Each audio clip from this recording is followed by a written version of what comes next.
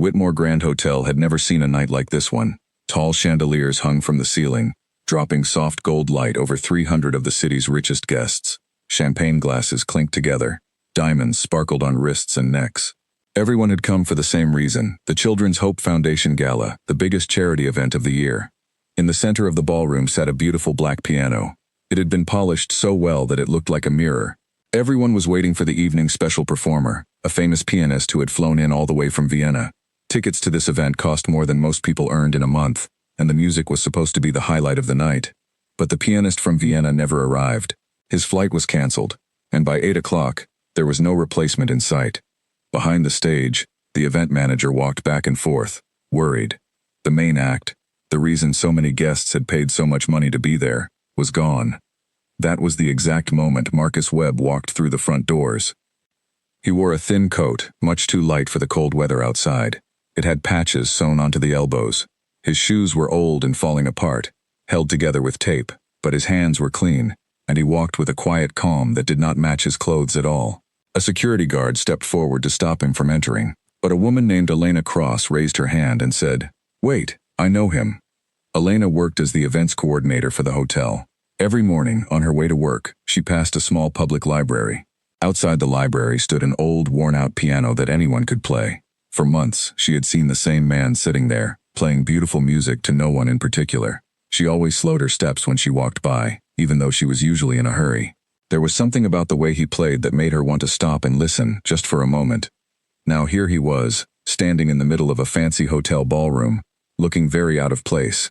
As Marcus walked across the shiny marble floor, whispers spread through the crowd like a wave. Someone laughed quietly behind a champagne glass. A man in a black suit turned to his date and said something about how security standards must have gotten worse this year. A woman pulled her purse closer to her body, as if she were afraid. Nobody in that room expected the man walking toward the stage to be anything special. They thought he was a mistake, someone who needed to be quietly removed before the real show could begin. But Elena did not see a mistake. She saw a chance. And somewhere deep inside her, she felt a strange kind of hope, one she could not fully explain. She walked straight up to Marcus. "We have a piano and no pianist," she said, looking him in the eyes. "Would you play for us tonight?" Marcus looked past her shoulder, toward the grand piano gleaming under the bright lights. For a long moment, he said nothing at all. Old memories seemed to move behind his eyes. Then, slowly, he nodded. The laughter grew louder as he walked toward the stage. It followed him up the 3 small steps. It followed him as he sat down on the bench and adjusted it slightly, the way someone might greet an old friend after many years apart.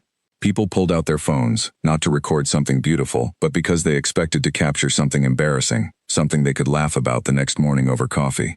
Then Marcus placed his fingers on the keys, and everything changed.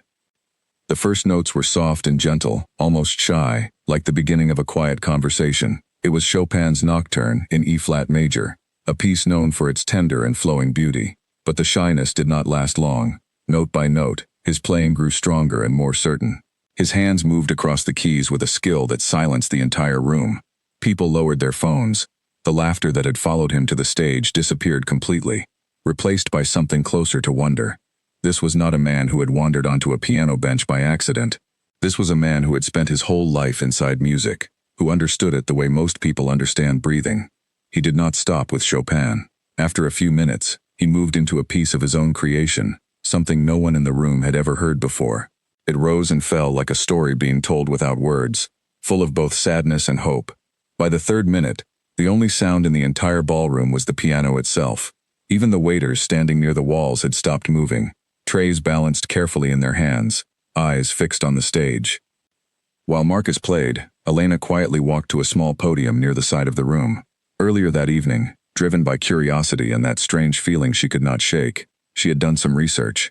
Now, with the MC's permission, she picked up a microphone and began to speak softly, careful not to disturb the music too much. She told the guests that Marcus Webb had once been a rising star in the world of classical music. He had studied at one of the most respected music schools in the country and had performed in concert halls across Europe while he was still a young man.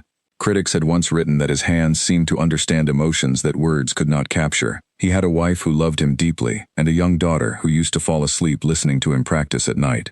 Then, several years ago, a terrible car accident took his wife and daughter away from him in a single moment. Marcus survived, but a part of him did not. He stopped performing. He stopped teaching. Slowly, he lost his apartment, then his savings, and eventually, he found himself with nowhere to go. The only thing he never lost was the music inside him. Even when he had nothing else, his hands remembered every note. By the time Elena finished speaking, several people in the crowd were quietly wiping their eyes. Others sat completely still, listening to both the story and the music at the same time, as if the two had become one single thing. Marcus kept playing, seemingly unaware of the whispers spreading through the room behind him. For him, in that moment, there was no ballroom, no gala, no crowd of wealthy strangers. There was only the piano, and the music, and perhaps, somewhere far away, the memory of two people who used to listen to him play every single night. When his fingers finally lifted from the keys after the last note, the ballroom stayed silent for one long second. It felt like the whole room was holding its breath together. Then everything changed again. A man near the front of the room stood up first. He was a well-known hedge fund manager, a man more famous for being tough and unemotional than for showing feelings in public. But now his eyes were wet, and he stood without any hesitation. The woman beside him rose next, followed by the table behind them, and then the table after that. Within seconds, all 300 guests were on their feet, clapping so loudly that the sound seemed to shake the chandeliers above them. Some people were crying openly now, not embarrassed to be seen. Others simply clapped as hard as they could, as if trying to make up for the laughter from earlier in the evening. Even the man who had made the comment about security standards was on his feet, clapping louder than almost anyone else, his face red with something that looked very much like shame. The director of the Children's Hope Foundation, watching all of this happen, knew she could not let the moment pass without action. She walked quickly to the podium, took the microphone from Elena, and made an announcement right there on the spot. She said that, starting that very night, the foundation would create something new, the Marcus Webb Second Chance Fund. Its purpose would be to help talented people who had fallen on hard times, giving them a real chance to rebuild their lives, just as Marcus deserved a chance to rebuild his. Within minutes, guests began pledging money, some writing checks on the spot, others promising donations the following week. By the end of the night, the fund had already collected more than $200,000, an amount that seemed to grow larger every time someone new heard the story and wanted to be part of it. Marcus sat quietly on the piano bench through most of this, looking a little stunned by the reaction. He was used to being ignored, or at best, tolerated. He was not used to being seen, truly seen, by so many people at once. When Elena walked over and gently placed a hand on his shoulder, he looked up at her with an expression that was part disbelief and part quiet gratitude. "I did not expect this," he said softly. "Neither did we," Elena replied, smiling, "but I think we needed it more than you did." Over the next several weeks, Marcus's life began to change in ways he could hardly believe. The foundation helped him find a small apartment, simple but warm, with enough space for a piano of his own. Local music teachers, who had heard the story through friends and social media, reached out offering him part-time work, first helping young students who were just beginning to learn, and later teaching more advanced classes at a community center downtown. At first, Marcus was nervous about standing in front of a classroom again. Teaching required patience, and patience was something he had lost during his hardest years. But something about working with children reminded him of his daughter, of the way she used to watch his hands move across the keys with wide, curious eyes. Slowly, teaching became less painful and more healing. Each lesson felt like a small step back toward the life he thought he had lost forever. Word about Marcus and his music continued to spread throughout the city. A local newspaper wrote a story about the Gala, the piano, and the fund created in his name. The story was shared many times online, and soon people from other cities began reaching out too, some offering support, others simply wanting to say that his story had touched them in a way they did not expect. 6 months after that night at the Whitmore Grand Hotel, Marcus was invited to perform again, this time at a proper concert hall downtown. It was a small event compared to the Grand Gala, but for Marcus, it felt like the biggest moment of his life. As he walked onto the stage, he saw Elena sitting in the front row, along with several people from the foundation who had become close friends over the past months. He sat down at the piano, took a deep breath, and began to play. This time, there was no laughter waiting for him, no whispers of doubt following him to the stage.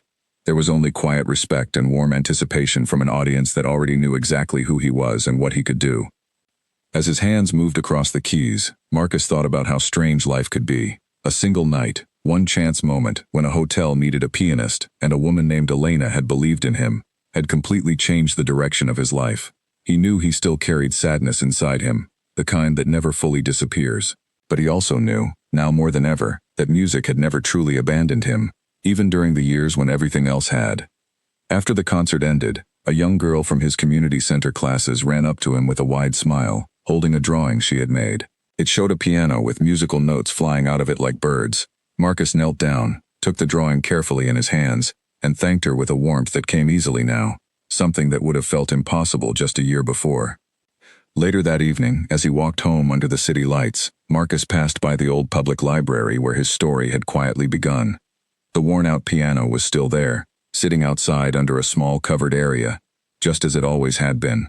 He stopped for a moment, looking at it the way someone might look at an old friend. He did not sit down to play, not this time. Instead, he simply smiled, turned, and continued walking toward his new apartment, where a piano of his own was waiting for him, along with a life that finally felt like it belonged to him again. People who had been at the Whitmore Grand Hotel that night often talked about the story afterward, telling it to friends, family, and co-workers who had not been there to see it themselves. But most of them agreed on one thing. The story was never really about the money that was raised, even though the money had certainly helped many people. It was about something much simpler and much harder to put into words. It was about a room full of people who believed they had everything, who thought they understood the world and the people in it. Then, for just a few minutes, they had been proven wrong by a man they almost did not let through the door. They had learned, in the most unexpected way possible, that judging someone by their coat or their shoes could cause them to miss something truly beautiful. And somewhere across the city, in a small apartment with a piano near the window, Marcus Webb continued to play every single day, not for an audience, not for applause, but simply because the music had always been, and would always be, a part of who he was.